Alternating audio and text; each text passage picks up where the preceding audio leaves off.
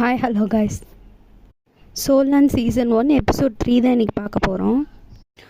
போன எபிசோடில் ஹீரோக்கு ஃபுல் சோல் பவர் இருக்கணும், ஆனால் அவனோட மார்ஷியல் சோல் ஒரு வேஸ்ட் மெட்டீரியல் ப்ளூ லைன்ஸால்னு தெரிஞ்சுது. அது இல்லாத ஊர் தலைவர் ஹீரோவை ஃபுல் சோல் பவர் இருக்கனாலேயே ஒரு சோல் மாஸ்டரை ட்ரைனிங்க்கு அனுப்பணும் அப்படின்னு சொல்லி அவங்க அப்பா கிட்ட பர்மிஷன் கேட்க வராரு. அவங்க அப்பா இல்லை அனுப்ப முடியாதுன்னு சொல்லி அனுப்பிடுறாரு. இதோட போன எபிசோடு முடிஞ்சது. இந்த எபிசோடு பார்க்கலாம் வாங்க. ஊர் தலைவர் ஏன் வேணான்னு சொல்கிற, இது ஒரு நல்ல சான்ஸ், புரிஞ்சுக்கோ அப்படின்னு சொல்கிறாரு. தாங்சன் ஃப்யூச்சரில் சக்ஸஸ்ஃபுல்லாக வரத்துக்கு இது ரொம்ப முக்கியமான ஒரு தருணம்னு சொல்கிறாரு.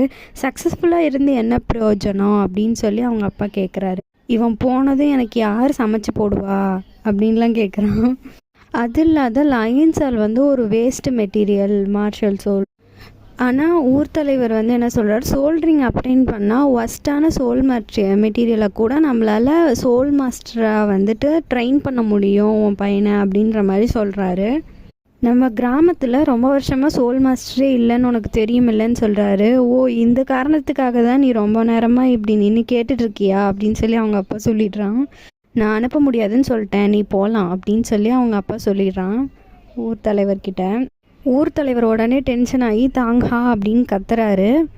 ஆனால் அவன் எனக்கு நல்லா காது கேட்கும், நீங்கள் கத்த தேவையில்ல, நீங்கள் கிளம்பலாம் அப்படின்னு சொல்லிடுறான். தாங்சன் தான் அந்த தாத்தாவை சமாதானப்படுத்தி, இல்லை நான் இங்கே இருந்துட்டு எங்கள் அப்பாவுக்கு சமைச்சு போடுறது தான் எனக்கு சந்தோஷம், நீங்கள் கிளம்புங்க, அவர் ஏற்கனவே கோவமாக இருக்கார், இன்னும் கோவப்படுத்தாதீங்க தாத்தா, நீங்களும் கோவப்படாதீங்க, கிளம்புங்க அப்படின்னு சொல்லிடுறான்.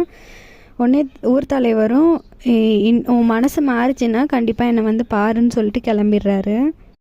அவங்க போனதும் தான் பையன்கிட்ட தனியாக கூப்பிட்டு கேட்குறான், நீ சோல் மாஸ்டராக விருப்பப்படுறியா அப்படின்னு சொல்லி கேட்குறான். பரவாயில்ல அப்பா, நான் பிளாக் ஸ்மித்தாக இருக்கிறதுக்கு தான் எனக்கு விருப்பம், அது இல்லாத உங்களுக்கு சமைச்சு போட்டுட்ருக்கிறது தான் எனக்கு விருப்பம் அப்படின்னு சொல்லிடுறான். ஸ்ட்ராங்கான சோல் மாஸ்டர்ஸே யூஸ்லெஸ்ஸாக இருக்கும்போது வேஸ்ட்டு மார்ஷியல் சோலை வச்சுக்கிட்டு ஒரு சோல் மாஸ்டர் ஆகி என்ன பிரயோஜனம் அப்படின்னு சொல்லி அவங்க அப்பா சொல்கிறான். அப்பா கோவப்படாதீங்க, நான் சோல் மாஸ்டர் ஆக மாட்டேன், உங்கள் கூட தான் இருப்பேன் அப்படின்னு சொல்லி அவன் பையன் சொல்கிறான். இந்த வயசுலேயே தாங்சன் எப்படி இருக்கான் பாருங்க. தாங்கா உன்னோட மார்ஷியல் சோலை காட்டு அப்படின்னு சொல்லி கேட்குறான். தாங்சனும் காட்டுறான். அதை பார்த்த உடனே இது அவளை மாதிரியே இருக்குன்னு மனசுக்குள்ளே நினச்சிட்டு கோவமாக உள்ளே போகிறான். ஆனால் எனக்கு இன்னொரு மார்ஷியல் சோல் இருக்குப்பா அப்படின்னு சொல்லி அவன் லெஃப்ட் ஹேண்டை எடுத்து காட்டுறான். அதில் ஒரு ஹேமர் வெளியில் வருது. அவங்க அப்பா உள்ளே போனவன் வெளியில் பார்க்குறான். பார்த்ததும் ஹேமர் இருக்கிறத பார்த்துட்டு அவனுக்கு ஆனந்த கண்ணீரே வந்துடுது. சந்தோஷமாக அவனை கட்டி பிடிச்சிக்கிறான். அப்போது ஒரு ஃப்ளாஷ்பேக் வருது. அவங்க அம்மாவை சுற்றி நிறைய பேர் இருக்க மாதிரியும், அதாவது தாங்சனோட அம்மாவை சுற்றி நிறைய பேர் இருக்க மாதிரியும், அவன் ஒரு பெரிய ரொம்ப பவர்ஃபுல்லான ஒரு பவரை வெளியிடுறா. இதை ஒரு ஃப்ளாஷ்பேக்காக அவங்க அப்பா யோசித்து பார்த்துட்டு வெளில வராங்க. இதை மட்டும்தான் நமக்கு காட்டுறாங்க. அவங்க அம்மா அதோட இறந்துட்டாங்க போல இருக்குது.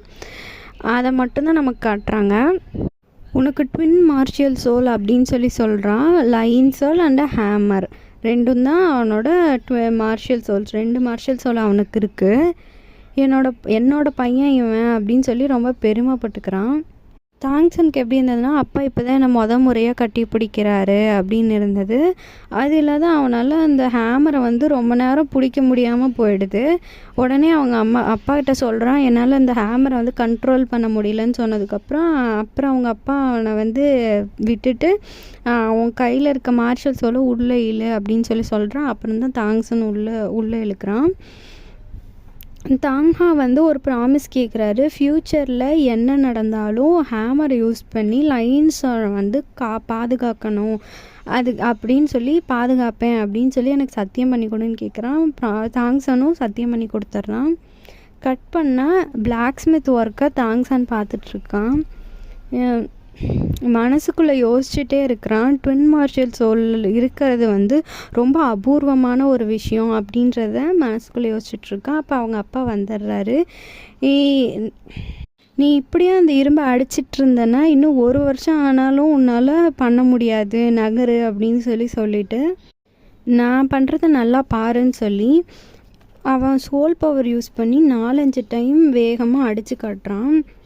பார்த்ததும் அடுத்த நிமிஷம் வந்து அவன் பையன் ட்ரை பண்ணுறான். தாங்சன் ட்ரை பண்ணும்போது அந்த அடிக்கிற ஃபோர்ஸில் தாங்க முடியாமல் 2 அடி பின்னாடி போயிடுறான். அதுக்கப்புறம் அவங்க அப்பா வந்து அவன் கையை பிடிச்சிட்டு 2 பேரும் சேர்ந்து அடித்து ப்ராக்டிஸ் பண்ண ஆரம்பிக்கிறாங்க. அவன் பையனுக்கு ப்ராக்டிஸ் கொடுக்கறதுக்காக அவன் கஷ்டப்படக்கூடாதுன்னு அவன் கையை பிடிச்சிட்டு அவன் கூடவே சேர்ந்து தாங்காவும் அடிக்கிறான்.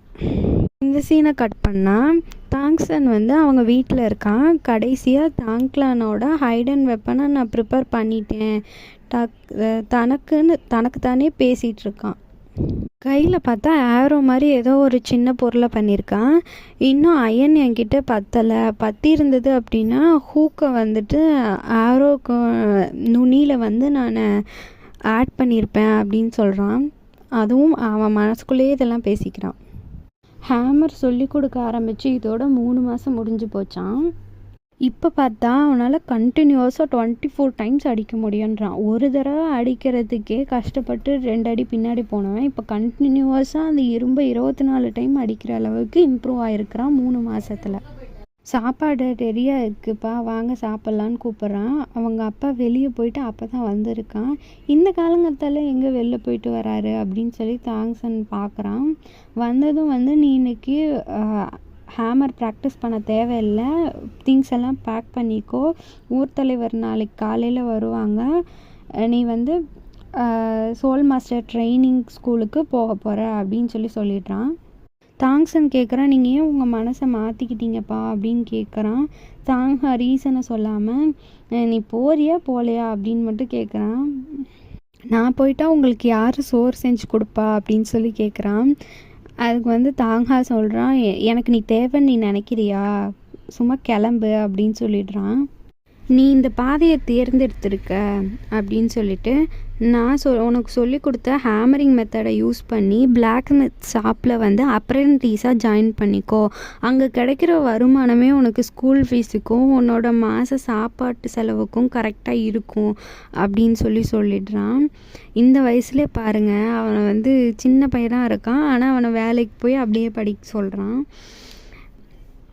எல்லாம் பேசி முடித்ததும் நார்டிங் சிட்டி போகிறதுக்கு முன்னாடி நீ எனக்கு ஒரு சத்தியம் பண்ணி கொடுக்கணும் அப்படின்னு சொல்லி தாங்கா கேட்குறான். என்ன ஏதுன்னு கேட்குறதுக்கு முன்னாடியே தாங்சன் வந்து சரி பண்ணித்தரேன் அப்படின்னு சொல்லி ஆர்வமாக சொல்லிடுறான்.